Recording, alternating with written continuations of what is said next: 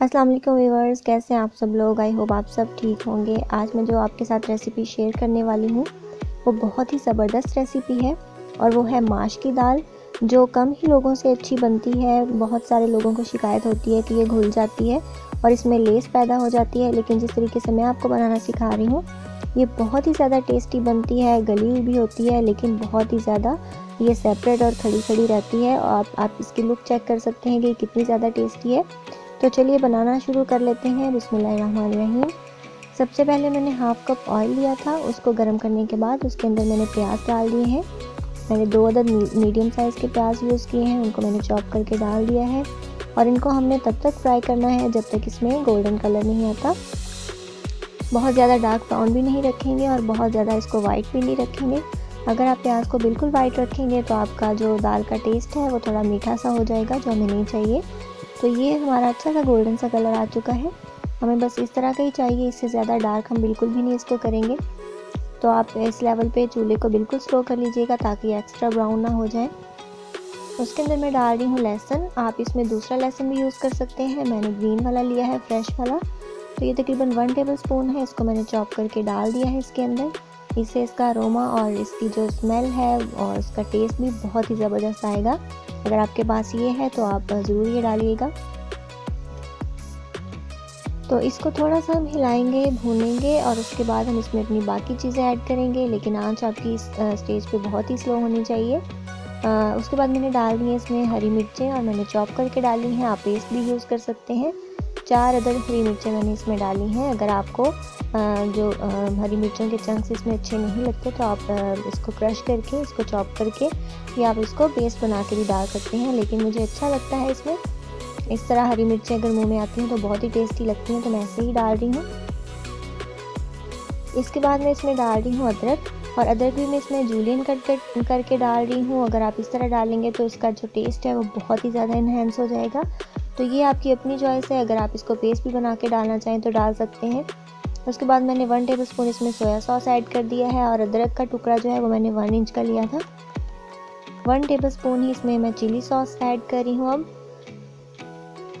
तो chilli sauce आपने डालनी है, टमाटो केचप बिल्कुल भी नहीं डालना क्योंकि उससे मीठा टेस्ट आएगा, वो हमें बिल्कुल नहीं चाहिए। तो चिली सॉस का टेस्ट जो है वो हल्का सा टैंगी होता है और स्पाइसी होता है, तो हमने यही यूज़ करनी है।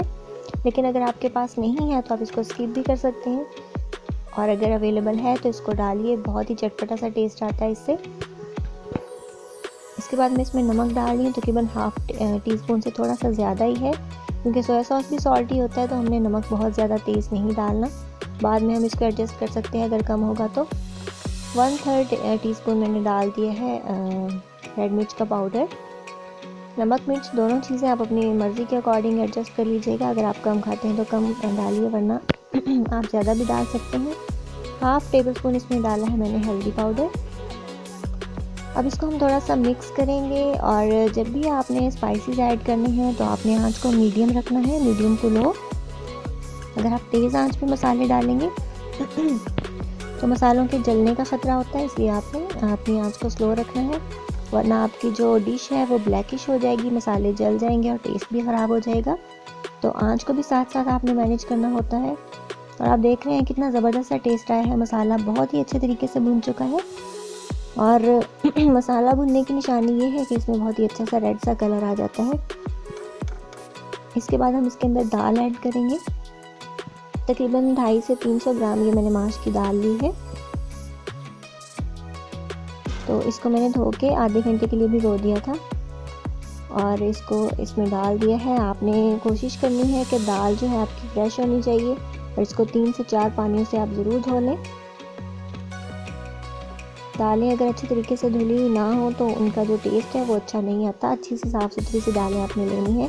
तो बस मसाले में डालने के बाद इसको हम हल्का से मिक्स करेंगे, बहुत ज़्यादा एक्स्ट्रा भूनने की ज़रूरत नहीं है। इसके बाद इसके अंदर हम पानी ऐड करेंगे, और मैं यहाँ पानी डाल रही हूँ इसमें 2 गिलास। तो आप देख लीजिएगा कि आपका पानी जो है वो कैसा है, उससे चीज़ें जल्दी गलती हैं या नहीं। कुछ लोग इसको कुकर में भी बनाते हैं, लेकिन कुकर में जिनको एक्सपीरियंस नहीं है उनसे बहुत जल्दी ये गल जाती है और बहुत मिक्स हो जाती है, तो अच्छी नहीं बनती। तो इसलिए आप ट्राई कीजिएगा कि आप इसको पैन में ही बनाएं। तो 2 गिलास मैंने पानी ऐड किया है, मीडियम आंच के ऊपर हम इसको पकाएंगे।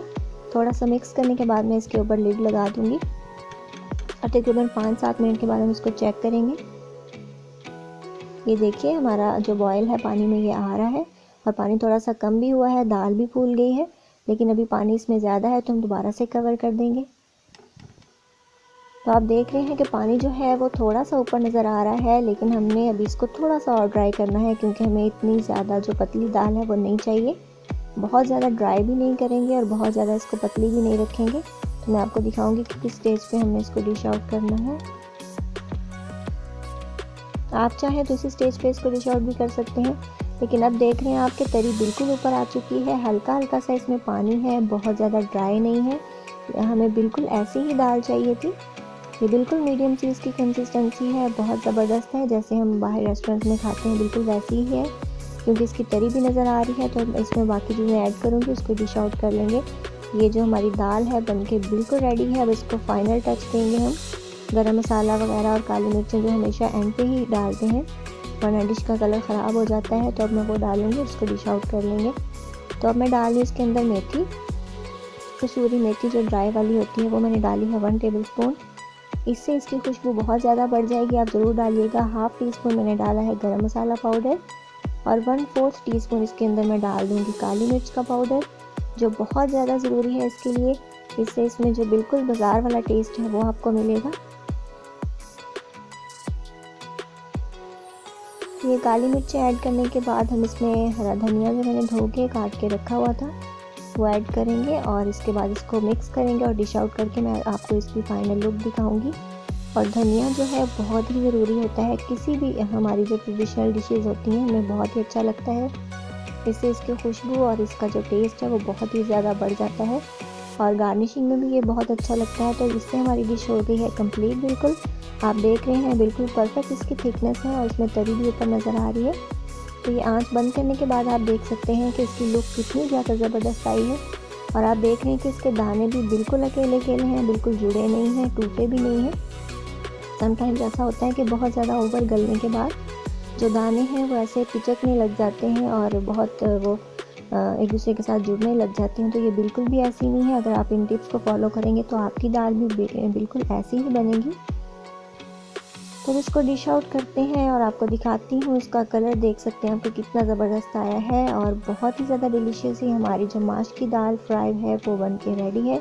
और देखने में भी बहुत ज़्यादा टेस्टी है और जब आप बनाएंगे तो आप नोटिस करेंगे कि ये कितनी ज़्यादा ज़बरदस्त है और बहुत ज़्यादा ईजी भी है। आपने देखा झटपट बन के रेडी हो गई है। तो आपको आई होप कि आपको आज की रेसिपी अच्छी लगी होगी। अगर आपको मेरी डिशेज़ अच्छी लगती हैं तो मेरे चैनल को जल्दी से सब्सक्राइब कीजिए, मुझे दुआ में याद रखिए और मिलेंगे इंशाल्लाह नेक्स्ट वीडियो में किसी बहुत ही टेस्टी डिलीशियस और इजी सी रेसिपी के साथ। So till then take care, good bye, अल्लाह हाफिज़।